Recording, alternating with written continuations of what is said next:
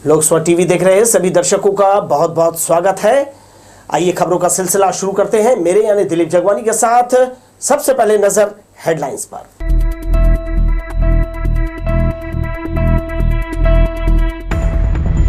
Police ने पकड़ा तो लगाई छलांग, 420 का आरोपी घायल होकर पहुंचा अस्पताल। बस स्टैंड के प्रभावित व्यापारी कोटा विधायक से मिले, कहा विधानसभा में उठाएंगे मामला।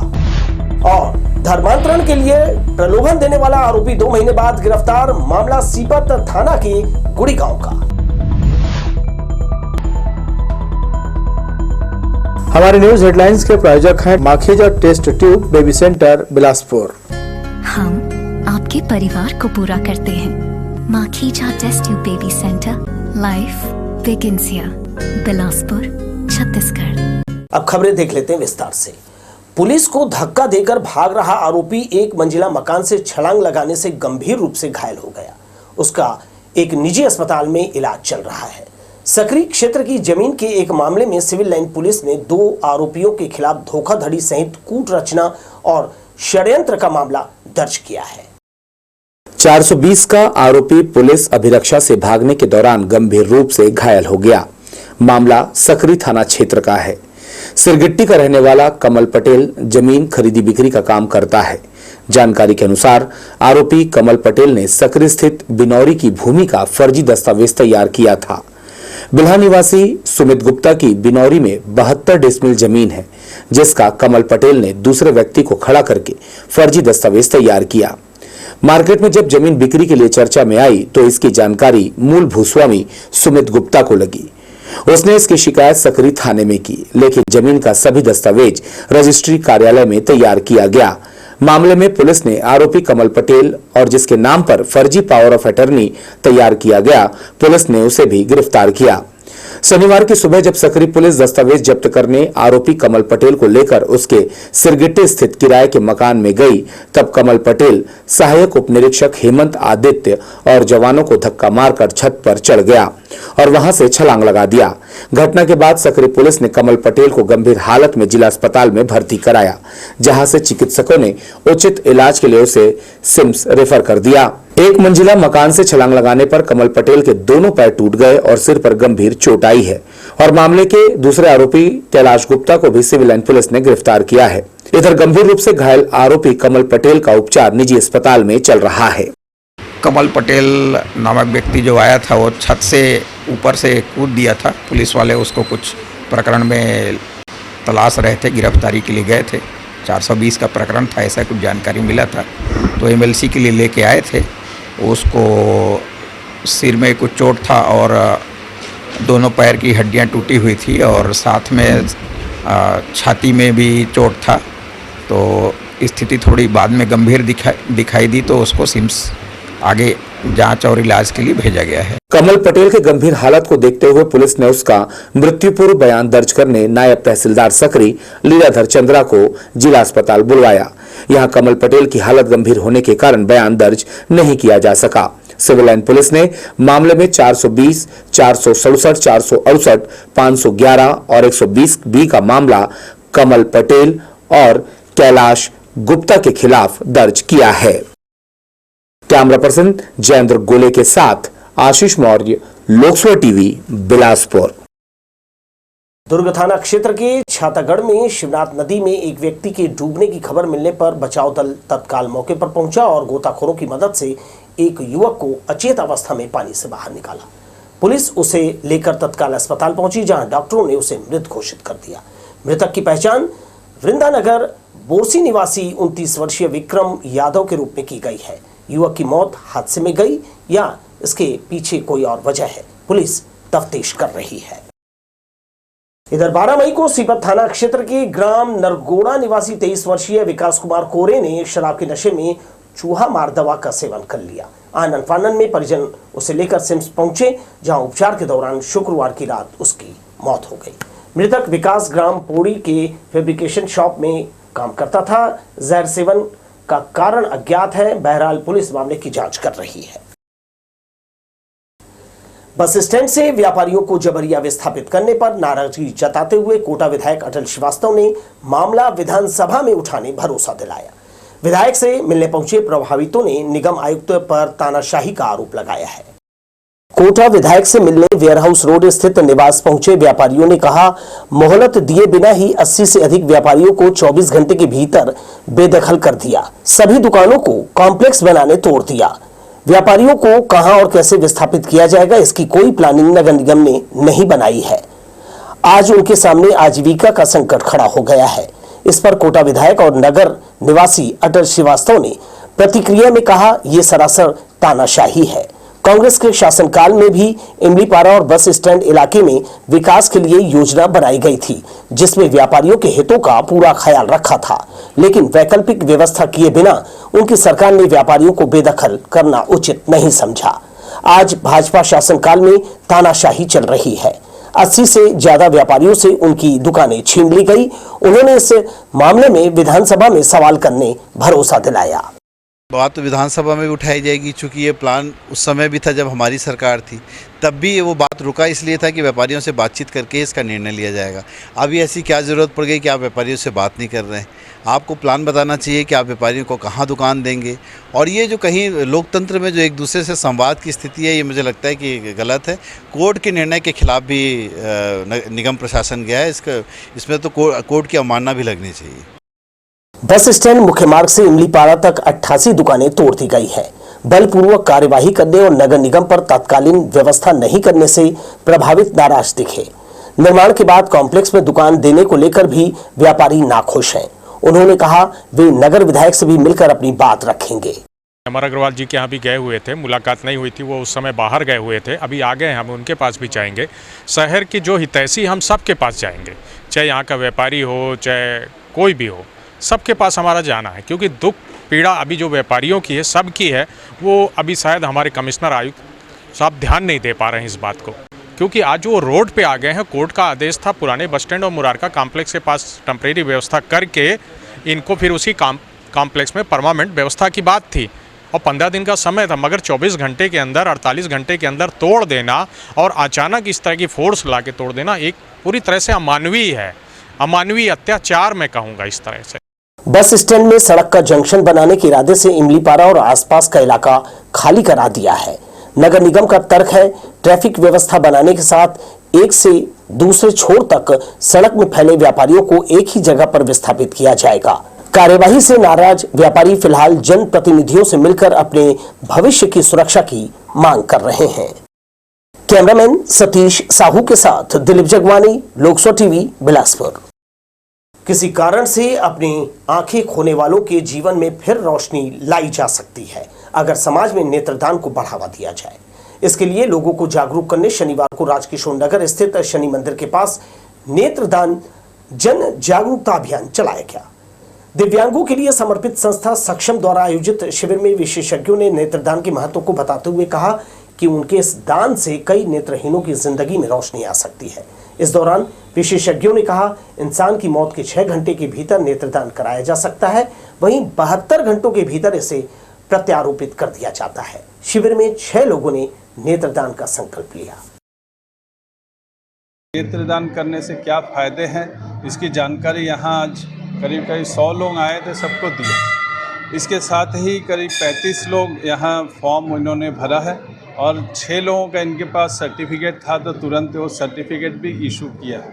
हम ये समझते हैं कि ये जागरूकता का काम है। नेत्रदान बहुत बड़ा, हम जैसे सोचते हैं कि नेत्रदान यदि कर दिया मरणोपरांत उसका आँख पूरा निकाल के ले जाएगा, ऐसा नहीं होता है। सिर्फ कार्निया ऊपर का एक पतला सा लेयर निकाला जाता है, जिससे लोगों को पता भी नहीं चलेगा कि आँख से कुछ निकाला गया। इस प्रकार का जागरूकता जब हम समाज के बीच में लेके जाएंगे तो मैं समझता हूँ कि ज़्यादा से ज़्यादा लोग जागरूक होंगे और नेत्रदान करने के लिए संकल्पित होंगे। पीडब्ल्यूडी द्वारा निर्मित सीपत बलौदा मुख्य मार्ग में सीपत से महज 5 किलोमीटर की दूरी में स्थित हिंडाडी का पुल हादसों का केंद्र बना है। आए दिन इस अंधे मोड़ वाले पुल में हादसे होते हैं। इन हादसों से पुल भी कई जगह से जर्जर हो गया है, जिसकी जो है शिकायत के बाद मरम्मत की गई। सरपंच द्वारा पीडब्ल्यूडी के दफ्तर में इसके लिए लिखित आवेदन दिया गया था, जिसके बाद पुल की मरम्मत की गई है। लेकिन यहाँ अभी भी संकेतक बोर्ड नहीं लगाए गए हैं, जिससे यहाँ गुजरने वालों को जो है एक मार्ग मिलने का संकेत नहीं होता है और वे दिग्भ्रमित होते हैं। सुरक्षा के लिहाज से भी यहाँ रेडियम लगाया जाना चाहिए। संकेतक बोर्ड की भी आवश्यकता है। जिले में धर्मांतरण यानी धर्म परिवर्तन का मामला जोरों पर है। आए दिन इसकी शिकायतें सामने आती है।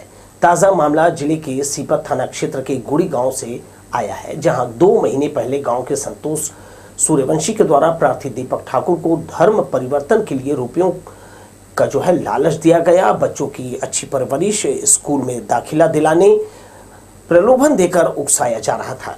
मामले की जानकारी प्रार्थी दीपक ने गांव के सरपंच को दी। सरपंच ने प्रार्थी को थाने में शिकायत करने की सलाह दी, जिसके बाद धर्म परिवर्तन के लिए उकसाने वाले संतोष सूर्यवंशी के खिलाफ थाने में अपराध पंजीबद्ध कराया गया। मामले को जांच में लेकर पुलिस की टीम लगातार आरोपी की तलाश कर रही थी। खबर मिलने पर आरोपी फरार चल रहा था और लगातार पुलिस उसकी पतासाजी कर रही थी। शुक्रवार को मुखबिर की सूचना के बाद सीपत पुलिस ने आरोपी संतोष सूर्यवंशी को गिरफ्तार कर थाने ले आए और धर्म परिवर्तन के लिए उकसाने की बात उसने कबूल की। आरोपी की निशानदेही पर पुलिस ने उसके घर से धार्मिक सामग्री वो बरामद की है। सीपत थाना क्षेत्र में अपराध एक पंजीबद्ध हुआ था, जिसमें 508 आईपीसी और धार्मिक स्वतंत्रता अधिनियम लगाया गया था, जिसमें आरोपी घटना के बाद से फरार था। आरोपी संतोष कुमार सूर्यवंशी ग्राम गुड़ी का रहने वाला है, जिसकी गिरफ्तारी हमने कर ली है और उससे कुछ धार्मिक पुस्तकें और प्रचार सामग्री इत्यादि जब्त की गई। पुलिस की नौकरी में जिम्मेदारी ज्यादा है, काम का दबाव भी बहुत रहता है और अफसरों का प्रेशर भी। जाहिर है तनाव तो होगा, लेकिन पुलिस प्लानिंग से काम करे तो तनाव से बचा जा सकता है और घर जाने पर इसका सकारात्मक प्रभाव देखने को मिलता है। शनिवार को जिला पुलिस और अभियान अकादमी के द्वारा लाइफ स्किल्स को लेकर कार्यशाला का आयोजन किया गया। कार्यक्रम में एसपी सहित पुलिसकर्मियों के परिवारजन शामिल हुए। पुलिसकर्मियों और उनके परिवार वालों के लिए लाइफ स्किल्स यानी जीवन जीने का कौशल विषय को लेकर कार्यशाला का आयोजन किया गया। पुलिस ग्राउंड के सभा कक्ष में आयोजित कार्यशाला में पुलिस अधीक्षक रजनीश सिंह, अतिरिक्त पुलिस अधीक्षक उमेश कुमार कश्यप सहित अभियान एकेडमी के सदस्य मौजूद रहे। पुलिस की नौकरी के दौरान अधिकारी व कर्मचारियों को काम का तनाव रहता है, जिसका असर उनके निजी जीवन में भी पड़ता है। सर्विस के साथ साथ जिंदगी को अच्छे तरीके से जीने को लेकर अभियान अकादमी के सदस्यों ने कहा, रुचि के अनुरूप योग, ध्यान और प्राणायाम को अपनाएं। एसपी ने पुलिस परिवार के सभी लोगों को जीवन जीने के कौशल का पाठ पढ़ाया। प्रबंधन से जुड़े लोगों ने बताया कि हर दूसरा व्यक्ति तनाव से पीड़ित है। तनाव हमारे मानसिक स्वास्थ्य के लिए बहुत अधिक हानिकारक है। अगर समय रहते इस पर नियंत्रण ना किया जाए तो इसका बुरा असर हमारी ऑफिशियल लाइफ के साथ साथ हमारी पर्सनल लाइफ पर भी पड़ता है। हमारे जो परिवार के लोग हैं वे लोग डेली एक ही सिचुएशन पर वही सुबह खाना बनाओ, टिफिन बनाओ, नाश्ता कराओ बच्चों को, फिर समय पे खाना हो पाता है कि नहीं, हस्बैंड का, परिवार के जो भी हैं उनका, इस सब चिंताओं में सुबह से रात हो जाती है और एक ही चीज़ में हम लोग सब लगे रहते हैं। उसमें चलाहट, उसमें चिड़चिड़ापन, एक ही रूटीन लाइफ होने के कारण ये चीजें आती। महकमे के अधिकारियों ने कहा कि पुलिस का कार्य समाज में बढ़ती बुराइयों और अपराधों से लड़ना है और पीड़ित व्यक्तियों को न्याय और सुरक्षा प्रदान करना है। इन सामाजिक बुराइयों और अपराधों की नकारात्मक ऊर्जा का प्रभाव पुलिस कर्मचारियों के मन को प्रभावित करता है, जिस वजह से आंतरिक शक्ति कमजोर होने लगती है और तनाव का कारण बनती है। इससे बचने अगर मन शांत, स्थिर और खुशहाल होगा तो काम करने की शक्ति बढ़ेगी, जिससे मानसिक संतुलन बेहतर रहेगा और कार्य क्षमता बढ़ेगी। कैमरा पर्सन जयेंद्र गोले के साथ आशीष मौर्य, लोकसभा टीवी, बिलासपुर। कांग्रेस पार्टी के ब्लॉक उपाध्यक्ष प्रकाश वाजपेयी और उनके साथियों पर भूमि पर कब्जा करने की शिकायत पुलिस अधीक्षक से की गई है। कोटा थाना क्षेत्र की ग्राम पंचायत नेवरा से पहुंचे ग्रामीणों ने बताया कि गांव में सार्वजनिक मंगल भवन बनाने आरक्षित शासकीय भूमि पर कब्जा करने की नियत से कांग्रेस नेता प्रकाश वाजपेयी, उनके बेटे और कुछ अन्य युवकों ने मुरुम डंप कर दिया है। इसका विरोध करने पर सभी मिलकर ग्रामीणों को उल्टे धमकियां देने लगे। वीडियो दिखाया जिसमें कांग्रेस नेता अपने बेटे और गांव के ही युवकों को साथ लेकर ग्रामीणों को धमका रहा है। महिलाओं से बदसलूकी और उन पर अभद्र टिप्पणी की गई। यहां तक कि मारपीट की भी नौबत आई। राजनीतिक रसूख का हवाला देकर प्रकाश वाजपेयी और उनका बेटा लगातार हमले की मुद्रा में दिखाई दिए हैं। भयभीत ग्रामीणों ने पुलिस अधीक्षक से गुहार लगाई और समाज उपयोगी आरक्षित सरकारी जमीन पर कब्जा रोकने की मांग की है।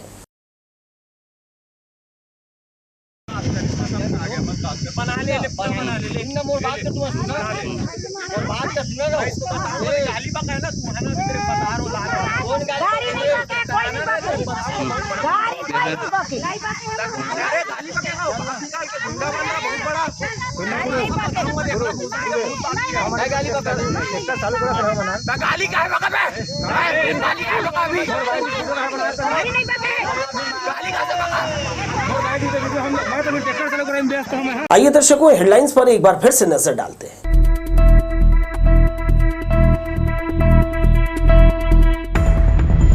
पुलिस ने पकड़ा तो लगाई छलांग, 420 का आरोपी घायल होकर पहुंचा अस्पताल।